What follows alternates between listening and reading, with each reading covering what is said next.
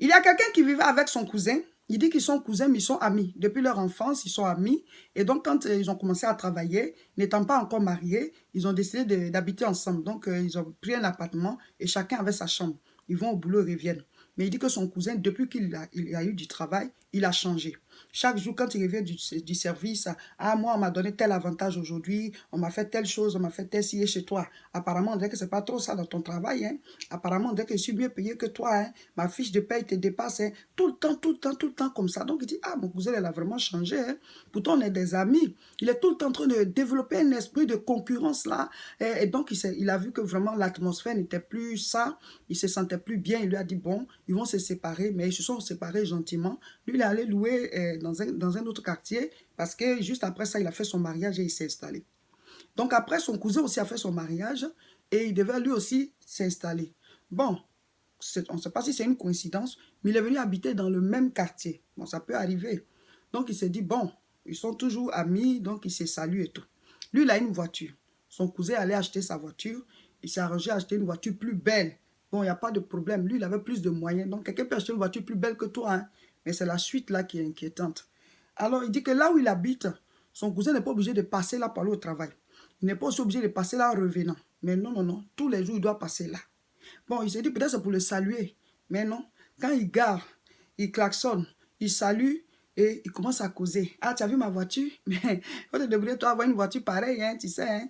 On a souffert avant, mais aujourd'hui, ça doit aller. Tu sais, à mon mariage, j'avais plus d'invités. Mon costume était plus beau. Et mes photos, et ma femme, et ceci. Donc, il dit, ah, la concurrence que moi j'ai fui quand on habitait ensemble, c'est venu me trouver ici. Mais il fallait habiter dans un autre quartier, au moins on peut se voir, mais il faut encore venir passer sous mon nez. Moi, je pense que c'est pour me saluer, mais non, non, non, c'est pour continuer la causerie de concurrence là. Vous voyez? Et donc, lui dit, ça l'embête, ça le fatigue, parce que lui n'a pas cet esprit-là. Mais non, non, non, le jeune là, il va le suivre. Il faut que chaque fois, il soit en train de mesurer les deux leur vie. Ce sont ceux-là que j'appelle les concurrents cachés.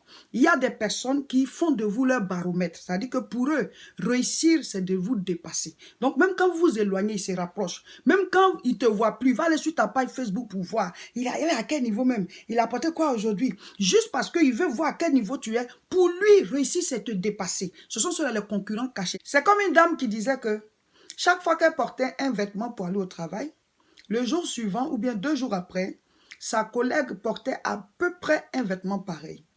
Elle dit au départ, elle avait l'impression que c'est elle qui avait un problème. Elle s'est dit, ben, c'est une coïncidence ou bien c'est moi qui vais suspecter la dame ou bien. Mais elle a commencé à observer et effectivement, la dame copie tous ses vêtements. Voilà. Si c'est un habit avec un modèle compliqué, ça va prendre du temps, mais elle va sortir un truc pareil après. Donc elle s'est dit, ah, mais c'est moi qui ai un problème. Mais en observant, elle s'est rendue compte que non, non, elle n'a pas un problème. La dame l'observe et fait pareil. Elle fait pareil. Et donc, elle a commencé à faire attention à ça. C'est là qu'elle se rend compte que la dame est jalouse d'elle dans tous les moindres détails. Elle essaie de copier sa vie, en fait. Vous voyez, elle dit, il y avait des stagiaires dans l'entreprise. Et comme elle est très sympa, elle les salue, ça va, elle est très gentille avec eux. Et du coup, les stagiaires ont commencé à l'appeler tanti, tanti, tanti. Un jour, la dame de l'autre côté, elle est fâchée. Dans le service ici, vous êtes venus pour faire votre stage. Il y en a que vous appelez tanti, il y en a que vous appelez madame. Il y en a que vous appelez tanti, il y en a que vous appelez madame. Donc elle se dit, ah, mais c'est moi, ils appellent tanti. Elle s'énerve pour ça. Vous voyez, pour elle, c'est une concurrente cachée. C'est ta concurrente cachée. Donc pour elle, ce qu'on te fait, on doit lui faire. Les avantages qu'on t'accorde, on doit les lui accorder. Et même mieux. Parce que pour elle, réussir, c'est te dépasser. C'est ça que vous ne comprenez pas. Et donc elle dit que quand avant il y avait des missions, tantôt elle va, tantôt la collègue va. Tantôt elle va, tantôt la collègue va. Mais c'est le patron qui décide qu'il doit aller en mission. Hein. Et à un certain moment, sa collègue ne partait plus, c'était elle qu'on envoyait tout le temps en mission. Alors que les missions, tu as souvent les petits trucs aussi, les petites retombées voilà, de la mission. Et donc à un certain moment, le patron a arrêté pour elle et il a commencé à envoyer l'autre aussi en mission. Et quand l'autre revient de la mission, elle va tout faire, venir passer un peu devant son bureau, balancer des paroles. Et la grâce de Dieu. Dieu est un Dieu qui rattrape les retards. Et voilà ça, les gens ils partaient à la mission avant. Aujourd'hui c'est nous. Aujourd'hui c'est nous. Pourtant elle dit, elle ne s'est jamais moquée d'elle en allant en mission. Elle n'a jamais fait de ça un problème. Mais elle, quel problème elle a? Qu'est-ce qu'elle a? Je ne suis pas sa concurrente, je ne suis pas en palabre avec elle. Mais non, non, non, ma chérie, c'est ta concurrente cachée. C'est toi qui ne sais pas. Elle, pour elle, là, elle doit te dépasser. Pour elle, elle doit faire comme toi. Pour elle, elle doit réussir plus que toi. Pour elle, elle doit être au-dessus. C'est un ennemi, en fait. Mais, en fait, ta vie lui plaît. Mais toi-même, tu ne lui plais pas. La manière dont tu es, ce que tu réussis, comment tu t'habilles, tout ça, c'est un modèle pour elle. Mais toi-même, elle ne t'aime pas aussi. Il y a deux jeunes dames qui sont amies depuis longtemps. Et il y a l'une d'entre elles qui dit que chaque fois qu'elles sont ensemble et qu'il y a quelqu'un d'autre qui vient, c'est fini. Sa camarade là va commencer à la rabaisser. Elle va chercher à l'humilier, à se moquer d'elle et tout ça. Et même quand elle est bien habillée, que tout le monde apprécie, elle va toujours dire un truc, oui, mais c'est beau, mais si sûr, moi, ça serait mieux encore. Et quand elle essaie, elle se fâche et l'autre essaie de se justifier. Non, mais je jouais, je jouais. Mais comment vous pouvez être ami aussi longtemps avec une telle personne? Quelqu'un qui ne t'aime pas, qui te rabaisse, qui est tout le temps en train de faire développer une certaine concurrence envers toi. Mais il faut t'en éloigner. Et donc, elles sont restées amies. Et celle-ci, qui dit qu'on se moque d'elle là, elle a rencontré quelqu'un, un jeune, voilà, son fiancé, en fait, était en Europe. Et ce fiancé-là, il a duré là-bas parce que ses parents aussi étaient là-bas. Et il est venu faire son mariage et ils sont partis. Ils sont partis, arrivés là-bas, elle est chez elle, ils ont fait un enfant. Mais elle est restée en contact avec son amie là. Et donc, elles sont amies sur Facebook. Quand celle-ci s'habille bien et puis elle est dans un bel endroit et qu'elle met une photo en ligne, elle dit quelque temps après ça, son amie va faire pareil. À peu près l'habit qui ressemble à ce que celle-ci a porté, elle va aussi aller faire une photo dans un bel endroit, mettre en ligne. C'est pas mauvais, tout le monde doit mettre ses photos sur Facebook. Mais c'est le commentaire qu'elle met en haut là. Voilà. Que c'est vrai, nous on est en Afrique, mais on ne se laisse pas faire aussi. Hein. Vous voyez, ce sont ces genres de choses. Et puis elle met rire, tu vois. Donc elle dit, mais celle, elle ne va pas changer. Elle est tout le temps en train de... Tu vois, c'est comme si on est en concurrence. Pourtant, c'est mon ami. Mais c'est ta concurrente cachée, c'est ce que tu ne sais pas. La suite, mes frères et sœurs, c'est dangereux. C'est terrible, la suite. Et donc, celle-ci, elle est là-bas avec son mari, ça va, ils travaillent, ils sont chez eux. Celle qui est restée en Afrique, elle travaille aussi, donc elle s'arrange à trouver des vacances. Elle cherche à venir en France, elle prend un visa. Elle arrive ici, son visa est presque à expiration. Elle appelle maintenant sa camarade, elle lui dit que moi, en tout cas, je te dis sincèrement, je veux rester ici. Je sais que je serai sans papier, je vais rester en France, je vais me débrouiller pour avoir mes papiers un jour. Donc, s'il te plaît, héberge-moi. Héberge-moi, je vais rester chez vous, le temps de me débrouiller, et puis après, je vais partir. Oh, oh, oh, un loup dans la bergerie. Et donc, celle, elle en parle à son mari. Son mari dit, il n'était pas très d'accord. Elle dit, ah, mais c'est mon ami, depuis longtemps, on est ensemble, ceci. Vous voyez? Et donc, finalement, son mari dit, ok, il n'y a pas de problème. Comme il y a deux chambres, elle va dormir dans la chambre de notre enfant avec l'enfant. Et puis, bon, quand elle sera prête, elle va partir. Mais tout au plus, comme elle était invitée, on dit, elle va faire 1 ou 2 mois. C'est parti comme ça. La dame est venue s'installer. 6 mois, elle est là. Au début, monsieur et madame se lèvent, ils se préparent, ils préparent leur enfant, ils le déposent à l'école, ils partent au travail. Quelque temps après ça, le monsieur a perdu son boulot. Et donc maintenant, le matin, on apprête l'enfant, on l'envoie à l'école. La femme seule va au travail, il est à la maison, la dame est à la maison. Donc, ils se retrouvent les deux là.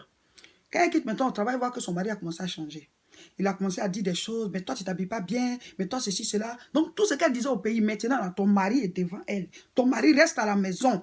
Elle a commencé à injecter du venin dans l'esprit du monsieur. Du venin. Petit à petit, les relations ont commencé à se gâter. Et maintenant, quand elle vient saluer sa camarade, elle ne répond plus. Donc, elle lui a dit, bon, écoute, il est temps que tu quittes chez moi. Son mari dit, non, non, elle ne peut pas partir. Ils avaient eu le temps de développer une certaine affinité. Je vous dis au jour d'aujourd'hui, il a divorcé l'autre. C'est celle-là qu'il a épousée. Elle dit, elle est venue se battre pour avoir papier. Là. C'est ton mari, elle est venue prendre. Parce que lui, comme il a la nationalité du pays où ils sont là, donc c'est lui, elle va prendre pour avoir elle aussi papier. Vous voyez, c'était une concurrente cachée. Elle aime ta vie. Elle aime ta manière dont tu t'habilles. Tu portes, elle va porter. Ce que tu as eu, elle va avoir. Elle va se battre, même si c'est pour te détruire, toi, pour prendre. Mais il faut qu'elle laisse ça. C'est ça le problème. Donc, les concurrents cachés sont des gens qui, dans le fond, ne vous aiment pas, mais qui apprécient votre vie, qui veulent votre vie et vous, vous enlevez, prendre cette vie-là. Si elle avait compris ça, elle n'aurait jamais hébergé cette fille chez elle. Si elle ne l'avait pas hébergée, elle aurait trouvé une autre solution. Ce n'est pas tout le monde qui fait rentrer dans sa cellule familiale. C'est grave. C'est grave. Le concurrent caché, ça peut être ton ami, ça peut être ton frère, ça peut être ta soeur, ça peut être ton voisin, ça peut être un oncle, une tante, ça peut être quelqu'un en tout cas de ton environnement, ça peut être ton collègue, ça peut être une connaissance, mais en tout cas quelqu'un qui, dans le fond, il t'apprécie. La personne t'apprécie, elle aimerait avoir ta vie, elle copie tout ce que tu fais, mais en même temps, elle ne t'aime pas. Ta personne même, elle n'aime pas. Maintenant, il y a ceux-là qui sont tes fans. Voilà. Les gens croient que ce sont seulement que les artistes ou bien les hommes de médias, les connus qui ont des fans. On a tous des fans. Tu peux ne pas être connu, mais il peut y avoir une ou deux personnes qui t'apprécient, qui aiment comme tu es, qui aiment la manière dont tu te comportes. Donc, si quelqu'un copie tout ce que tu fais, ce n'est pas forcément un concurrent caché. Le signe du concurrent caché, c'est qu'il ne t'aime pas. Voilà. Il peut te détruire. Donc, il est négatif envers toi. Mais sinon, il y a des gens qui t'apprécient. Oh, est-ce que je peux, dis-moi ta boutique où tu as acheté ça, je vais acheter. Pourquoi? Parce que ça lui plaît la manière dont tu as porté. Vous voyez, ça lui plaît, elle veut être comme toi. Ça, ce sont des personnes que vous pouvez influencer positivement. Ne soyez pas fâchés pour ça parce que chacun a ses fans. Il y a des gens qui t'apprécient, ce n'est pas que les artistes. Donc ça, ce n'est pas d'eux que je parle. Ceux-là, au contraire, ils sont bien pour toi. Ils peuvent même faire beaucoup de choses juste pour te plaire. Voilà. Mais je parle de ceux-là négatifs, là. Ils t'apprécient, mais en même temps, ils ne t'aiment pas. Même les grands artistes, les grands chanteurs, les gens des médias, ils ont des gens comme ça. Hein. Il apprécie ta vie, il veut avoir le niveau que tu as, il veut avoir la voiture que tu as, mais il ne t'aime pas. Donc c'est pour ça qu'ils ont des gardes de corps. Ils peuvent venir te tuer juste parce qu'ils jalousent tout ce que tu as. Voilà. Mais en même temps, il va porter la chemise que tu as portée pour dire que ce n'est pas lui seul en tant qu'artiste qui a ça. Il y a une famille, eux, c'est leur grande sœur qui est comme ça. Elle est l'aînée, elle a des petits frères, des petites sœurs. Ils ont tous grandi et chacun a fait ses enfants. Quand il y a une cérémonie qui se retrouve, c'est fini. Elle ne rate pas d'occasion pour humilier un peu les enfants des autres. Ah, pas pour moi, mieux habillé que telle personne est. Telle personne est. Ma fille est mieux habillée que telle personne. Ton enfant, maintenant, il a quel niveau? Il a tel niveau. C'est dit, mais notre grande soeur, elle a quel problème? Si mon enfant n'est pas bien habillé, c'est ton neveu, habille-le bien. Et puis nous, ça ne nous fait rien. Sinon, tes enfants avant, ce sont nos neveux, ça fait la gloire de la famille. Mais non, non, non, elle vient, la maman, là, elle ne voit pas ça comme ça. Hein. Elle est en concurrence. Donc, quand les enfants, ils ont grandi, il y a l'un de ses petits frères, sa première fille a eu le bac, elle est rentrée en médecine. Quand son fils aussi a eu le bac, là, l'enfant, là, doit aller en médecine forcée. Elle l'a mis là-bas. Pendant que l'autre, elle est très intelligente, elle s'en sort. Celui-ci lui dit qu'il veut plutôt faire une autre branche où il se sent bien, où il se sent intelligent. Sa maman dit, non, non, non, tu dois faire aussi médecine. Il est allé voir son oncle pour dire, ah, il faut voir ma maman. Moi, je n'ai pas envie de faire la médecine. Pourquoi elle veut qu'il fasse la médecine? Parce que l'enfant, la fille de son frère est en train de faire. Elle est en concurrence. Et une femme comme ça, elle peut aller même faire des fétiches, des gris-gris, juste pour que vous soyez en bas et qu'elle soit en haut. Ce sont ses enfants qui doivent réussir. Elle se sent en concurrence. Pourtant, ses frères, ses soeurs n'ont pas la même pensée. Vous voyez, ce sont ceux-là les concurrents cachés. Pour elle, personne ne doit la dépasser. Je vais lire un passage dans la Bible. 1 Jean chapitre 2, le verset 16. Car tout ce qui est dans le monde, la convoitise de la chair, la convoitise des yeux et l'orgueil de la vie, toutes ces choses ne viennent point du Père, mais viennent du monde. Mon frère, ma soeur, ce que je viens de citer, les gens qui sont tout le temps en train de faire concurrence, la concurrence envers les autres, c'est ce qu'on appelle l'orgueil de la vie. Voilà. Parce que le Seigneur, il a cité certaines choses qui sont du monde, la convoitise de la chair, la convoitise des yeux et l'orgueil de la vie.